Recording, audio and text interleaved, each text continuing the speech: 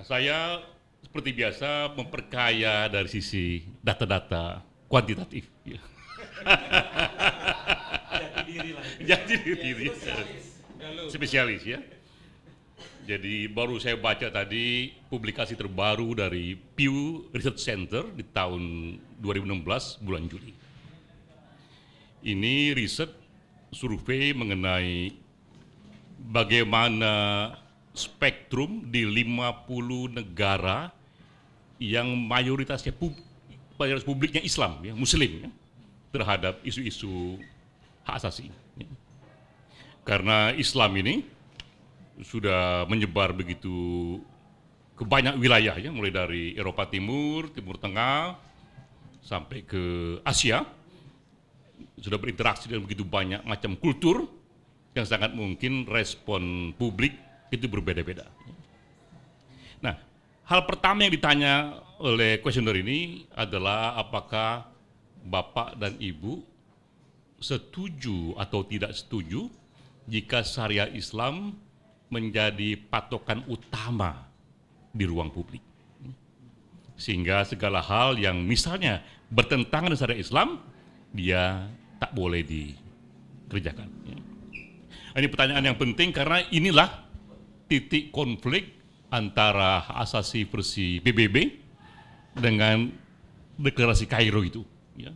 Di tahun 48, PBB sudah membuat deklarasi hak asasi manusia yang kira-kira meletakkan kebebasan itu posisi yang sangat tinggi. Tahun 90-an, tahun 90 ada 47 negara Islam yang mencoba menyatakan bahwa mereka menghargai kebebasan manusia, namun tempatnya di bawah syariah Islam. Karena itulah maka banyak sekali konsekuensi yang berbeda ya.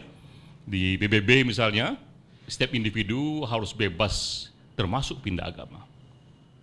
Bagi komunitas Islam saat itu, ini bertentangan dengan syariah Islam, karena pindah agama itu adalah murtad, ya, dan itu hukumannya sangat berat sekali. Di PBB juga dikatakan bahwa setiap orang bebas juga untuk menikah, termasuk yang beda agama, tapi di komunitas Islam dianggap nikah beda agama, apalagi kalau wanitanya yang Muslim, itu serius dengan syariah Islam. Ya. Jadi banyak konsekuensi yang berbeda. Nah lalu ditanyakan kepada publik 20 tahun kemudian, tahun 90 Kairo pertemuannya, 20 tahun kemudian dipertanyakan kepada publik di majority Muslim di 50 negara. Dan yang menarik memang data menunjukkan spektrum yang sangat berbeda. Saya catat di sini di negara-negara Eropa Timur ya, seperti Albania dan Kosovo, yang menyatakan setuju syariah Islam itu sebagai patokan utama, di Albania hanya 12% yang setuju ya. Di Kosovo hanya 20% yang setuju, majority tidak setuju itu ya. Di Asia Tengah itu antara lain di Turki, yang menyatakan setuju hanya 12%. Di Kazakhstan lebih rendah lagi hanya 10% yang mengatakan setuju syariah harus menjadi patokan utama. Tapi ketika digeser ke Asia Selatan, ke Afghanistan, sebanyak 99% populasi menyatakan setuju ya, syariah harus menjadi patokan utama. Ya. Bangladesh dan juga Pakistan di atas 80% yang menyatakan setuju syariah harus menjadi patokan utama. Jadi kita lihat nih, di negara ini, semua negara ini majoritinya Muslim. Mereka membaca Quran yang sama, punya ulama yang juga sama sahihnya, tapi bisa begitu beda dalam memahami Islam. Ya. Jadi kita lihat bahwa memang Islam itu satu Quran, tapi perilaku praktek agamanya begitu berbeda. Ya. Nah, ditanyakan lagi konsekuensi yang lainnya. Ya. Hal-hal yang memang menjadi krusial dalam hak asasi manusia, pertama dari hak-hak wanita, termasuk hak wanita untuk punya hak meminta cerai. Ya. Hak wanita mempunyai hak mendapatkan warisan yang equal dengan pria. Ya. Juga kemudian hak untuk pindah agama. Ya. Hak untuk menikah dengan yang lain agama. Ya. Juga tanyakan ini apakah LGBT itu harus dihukum. Semua jawaban ini mendapatkan jawaban yang beragam ya, dari yang majority menentang ke majority menerima ya. Dari sini saja kita tahu bahwa ternyata agama itu hanyalah pertarungan tafsir. Tak bisa kita mengklaim satu box untuk Islam. Ya. Dia ada spektrum di sana yang berbeda-beda, yang semua bisa mengklaim ini Islam. Ternyata spektrumnya bisa dari yang paling kanan sampai yang paling kiri. Ya. Jadi ini adalah spektrumnya itu, dan susah kita mengatakan yang mana yang sebenarnya mewakili Islam sesuai dengan yang dikehendaki Tuhan Yang Maha Esa dan Nabi Muhammad ya. Karena semua punya ulamanya masing-masing dan beda sekali hasilnya. Ya. Lalu kita lihat, suka tidak suka, modernisasi itu pun dia selalu masuk dan terserap ke aneka wilayah termasuk ke jantung dunia Arab. Terakhir perkembangannya terjadi di United Arab Emirates itu Februari 2016 ya. Terjadi reshuffle kabinet ya.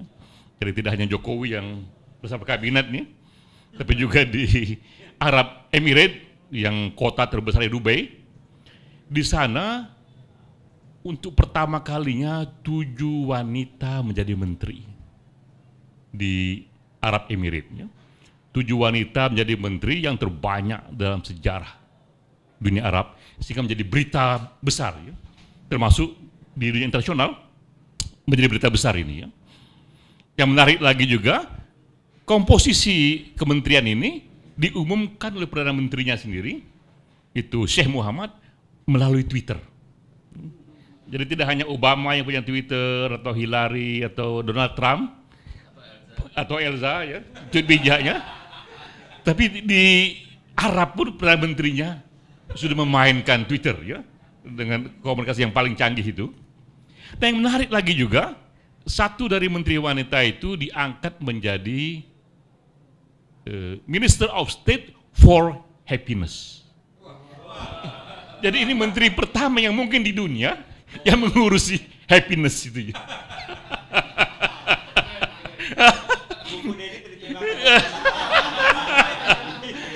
Jadi kalau di dunia barat ini masih sibuk meneliti soal happiness ya, mereka di Arab ini sudah menjadi itu sebuah kementerian yang langsung menerjemahkannya menjadi satu kebijakan buat negara ya. Itu dahsyatnya itu ya. Saya kira mungkin ini menteri pertama di dunia yang diangkat khusus mengurus soal happiness itu ya. Dan juga di Dubai. Dubai kemudian berkembang menjadi kota pariwisata dunia ya. Saya sendiri pernah ke sana. Di pantainya itu kita bisa lihat bagaimana mereka yang pakai burka, yang hanya matanya kelihatan, itu sebelah-sebelahan dengan yang pakai bikini. Dengan toleransi yang santai saja ya. Orang lalu lalang laki-laki santai saja. Sebelah sini pakai burka, sebelah sini pakai bikini ya. Jadi terjadi itu satu penyegaran situasi yang bisa di dunia Arab ya.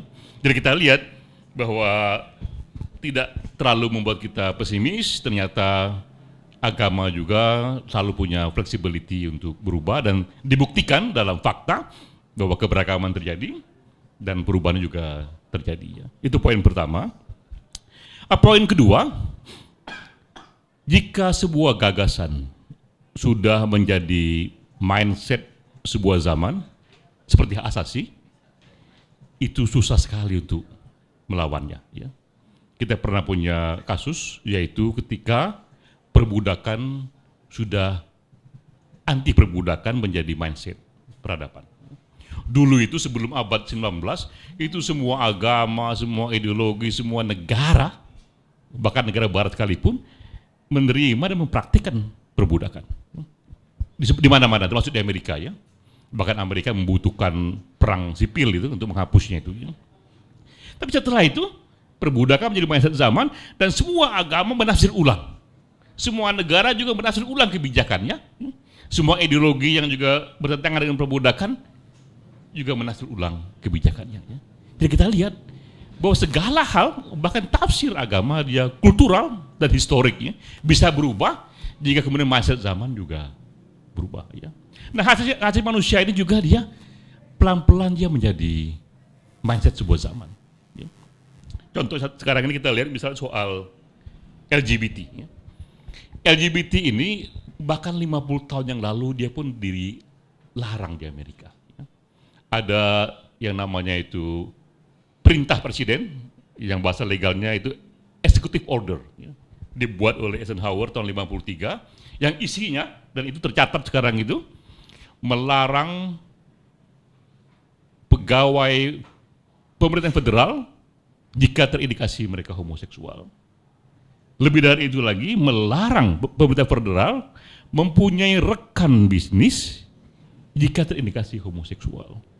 Karena dianggap homoseksual itu bagian dari penyakit psikologis, bahkan neurotik, ya, yang akan membuat mereka tak kompeten bekerja dan merugikan federal, ya, pemerintah federal. Ya. Itu baru 50 tahun yang lalu itu. Ya. Terjadi di Amerika. Sekarang kita lihat 50 tahun kemudian Obama presiden juga menyatakan saya mendukung perkawinan sejenis.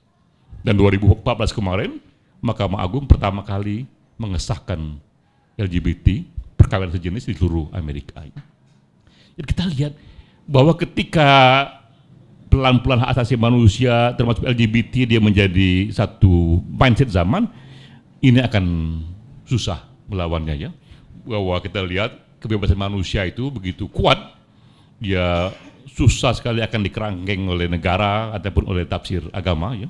Jadi pada waktunya saya kira sebagaimana pada slavery ya, pada perbudakan, agama dan negara yang manapun akan merevisi kebijakannya ya. Karena itu memang penting sekali kita mengeksplor supaya dunia muslim semakin menerima human rights ini. Karena dari data yang ada, mau tidak mau di 2070 Muslim akan menjadi majoriti dunia. Ya. Untuk pertama kalinya, ya. Sekarang ini masih Kristen, tapi 2070 dari rate kelahiran diprediksi pertama kalinya Muslim akan menjadi majoriti populasi dunia, dan Muslim terbanyak nanti bukan di Indonesia, tapi di India. Ya. Sekarang masih Indonesia nih, tapi nanti dikejar oleh India karena rate di India jauh lebih tinggi. Ya. Nah kita bisa bayangkan ya. Ketika Muslim menjadi majoriti populasi dunia, Muslim yang anti hak asasi atau Muslim yang pro hak asasi akan membuat dunia begitu beda. Ya. Karena itu memang memperjuangkan Muslim untuk menerima hak asasi itu bukan saja sangat penting, tapi juga mungkin ya, karena kita lihat tadi ada flexibility dalam tafsir agama ya, dan masalah agama sebenarnya hanyalah masalah pertarungan interpretasi. Wassalamualaikum warahmatullahi wabarakatuh.